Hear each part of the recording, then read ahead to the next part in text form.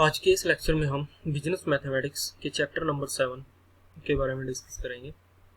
आज हम इस चैप्टर में कॉम्युलेटिव फ्रीक्वेंसी कर्व और ओ गिव कर्व के बारे में डिस्कस करेंगे। कॉम्युलेटिव फ्रीक्वेंसी डाटा हम लास्ट चैप्टर में पढ़ चुके हैं, 5th चैप्टर में। उसी डाटा के ऊपर बेस्ड हम ग्राफ प्लॉट करेंगे या कर्व ड्रॉ करेंगे। उसे ही हम क्या कहेंगे, कॉम्युलेटिव फ्रीक्वेंसी कर्व, यानी कि कॉम्युलेटिव फ्रीक्वेंसी डाटा की हेल्प से जो हम ग्राफ प्लॉट करेंगे वो क्या होगा, कॉम्युलेटिव फ्रीक्वेंसी कर्व और ogive. Cumulative frequency curve और ogive is constructed by plotting cumulative frequency data on the graph paper in the form of a smooth curve. यानी कि कॉम्युलेटिव फ्रीक्वेंसी डाटा के द्वारा जो भी हम graph plot करेंगे इन ए ग्राफ, किसी भी ग्राफ पेपर के ऊपर, और वो ग्राफ कैसा होगा, स्मूथ कर्व होगा, यानी कि उसमें कोई स्ट्रेट लाइन या किसी स्केल वगैरह का यूज नहीं किया जाएगा। फ्री हैंडेड स्मूथ कर्व हम इसमें ड्रॉ करेंगे। वो क्या होगा, कॉम्युलेटिव फ्रीक्वेंसी कर्व और ogive. Cumulative frequency curve और ओ गिव हमारे पास दो टाइप्स के होते हैं। दो टाइप्स की होती हैं। फर्स्ट है हमारे पास less than cumulative frequency curve और लेस देन ओ गिव, या तो less than cumulative frequency curve कहिए या फिर less than ogive. in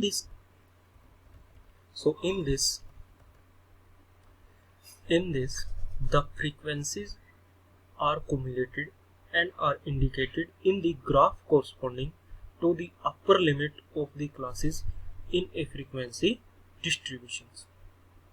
Here the upper limit of class intervals are taken on x-axis and their corresponding cumulative frequencies on y-axis।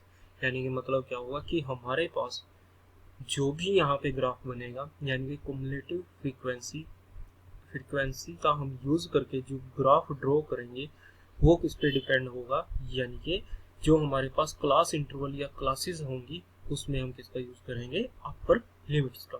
यानी कि जो भी suppose करो हमारे पास इंटरवल है 0 to 5, 5 to 10 and so on.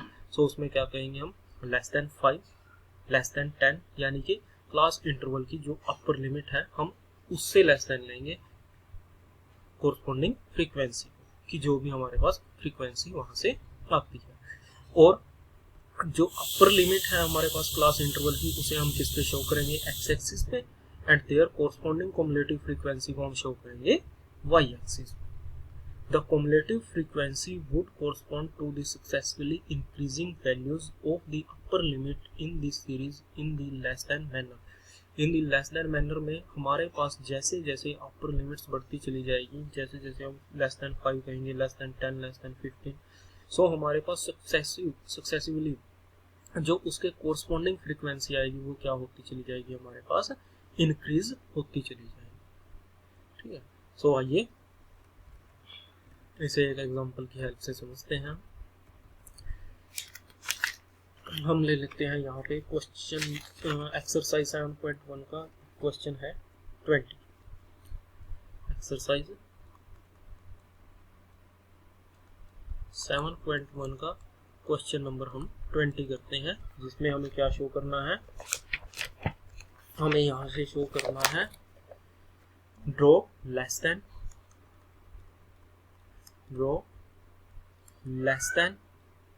और less then and more than, यानी कि दोनों के दो हमें करो यहाँ से ड्रॉ करने हैं। तो सबसे पहले हम करेंगे सिर्फ फर्स्ट वाले को, cumulative frequency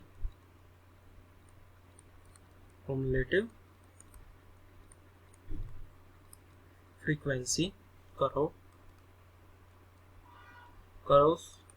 for the following data के लिए। हमारे पास यहाँ पे दिया गया है डाटा, सपोज कीजिए ये हमारे पास यहाँ पे है क्लास इंटरवल, यहाँ पे हमने ले लिया क्लास इंटरवल, ठीक है, और यहाँ पे ले ली हमने frequency.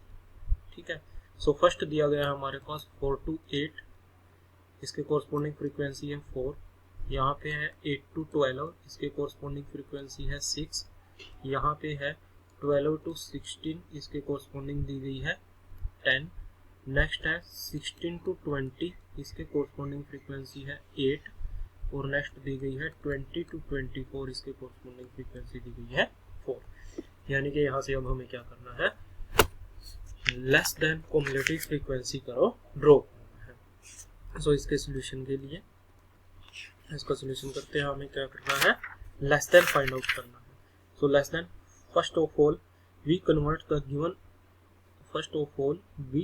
The given ordinary frequency distribution into cumulative frequency distribution और less than types as given. यानी कि इसे सबसे पहले हमें किसमें लिखना है, लेस देन में। जैसा कि हमने डेफिनेशन में ऊपर पढ़ा था कि अगर हम लेस देन ओगिव्स का यूज कर रहे हैं सो हमें किससे लेस देन लिखना पड़ेगा, अपर लिमिट से।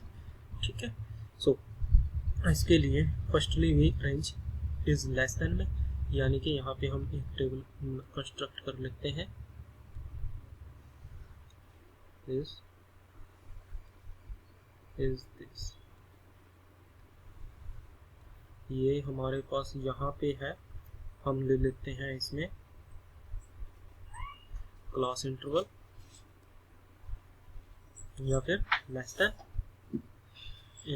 ये जो भी हमारे पास डाटा था इसको ले लिया हमने less than class interval, interval को हमने ले लिया किसमें, लेस देन में। और यहाँ पे क्या आ जाएगा हमारे पास, फ्रीक्वेंसी। ठीक है, so less then upper limit का यूज करेंगे हम लेस देन 8। लेस देन 8 कितने हैं हमारे पास, यानी कि लेस देन में फर्स्ट हमने लिया यहाँ पे 8, यानी कि अपर लिमिट का यूज करना है। सो कितने आएंगे हमारे पास, 4 आएंगे। नेक्स्ट है लेस देन 12। लेस देन 12 के लिए हमारे पास कितना होगा यहाँ पे, लेस देन 12 के लिए यानी कि 6 तो ये हो गए, लेकिन लेस देन में ये भी आएगा। सो कितना हो जाएगा, 4 + 6 = 10। फिर आएगा हमारे पास लेस देन 16। लेस देन 16 में कितने आएंगे, ये सभी के सभी आएंगे, यानी कि 4 + 6 + 10 = कितना हो जाएगा, 20। एंड लेस देन 20 में कितना आ जाएगा हमारे पास, लेस देन 20 में यानी कि 4 + 6 + 10 + 8 = 28 थे, ये हो गया 28। And next less than 24। 24 में कितना होगा हमारे पास, यानी कि 4 + 6 + 10 प्लस ये वाला आ जाएगा 8 + 4, यानी कि लेस देन 24 से तो ये सभी के सभी लेस देन है। सो ये कितना हो जाएगा, 28 हो गया था यहाँ तक, और ये हो जाएगा हमारे पास 32, यानी कि लेस देन ओगिव के लिए जो हमारे पास नई टेबल बन गई है वो ये बन चुकी है। ठीक है, सो हेयर इसी तरीके से हम लेते हैं यहाँ पे क्लास इंटरवल्स को, taken class interval on x axis and corresponding less than cumulative frequency on y axis, यानी कि लेस देन cumulative फ्रीक्वेंसी हमने ले ली किस पे, y एक्सिस पे, और ये ले लिया हमने x एक्सिस पे। तो आइए इसको प्लॉट कर देते हैं। so, हमारे पास मोर देन ये कितनी है, 32 तक जाएगी। सो इसके लिए हम यहाँ पे ले लेते हैं दिस इज एक्स एक्सिस। सो यहाँ पे हम ड्रॉ कर लेते हैं this is x axis, x axis, और ये हो गया हमारे पास वाई एक्सिस। एक्स एक्सिस पे हम ले लेते हैं अपर लिमिट या क्लास इंटरवल्स, और यहाँ पे वाई एक्सिस पे ले लिया हमने फ्रीक्वेंसी। ठीक है, और यहाँ पे एक्स एक्सिस पे हमें क्या लेना था, अपर लिमिट। अपर लिमिट हमारे पास कहाँ थी, ये थी, यानी कि अपर लिमिट थी हमारे पास less than 8, less than 12, less than 16, less than 20 and 24, यानी कि 8 से 24 का। सो वो हमने किस पे ड्रॉ कर दी है, यहाँ पे ले लिया एक्स एक्सिस पे, और इनके कोरस्पॉन्डिंग फ्रीक्वेंसी हमारे पास आ जाएगी 4, 10, 20 एंड सो ऑन, ये आ गई वाई एक्सिस पे। सो आइए अभी इस ग्राफ को ड्रॉ कर देते हैं। लेस देन 8 कितना है हमारे पास, 4 है। लेस देन 8 यानी कि 5 से जस्ट थोड़ा सा नीचे, ये आ जाएगा हमारे पास यहाँ पे 4।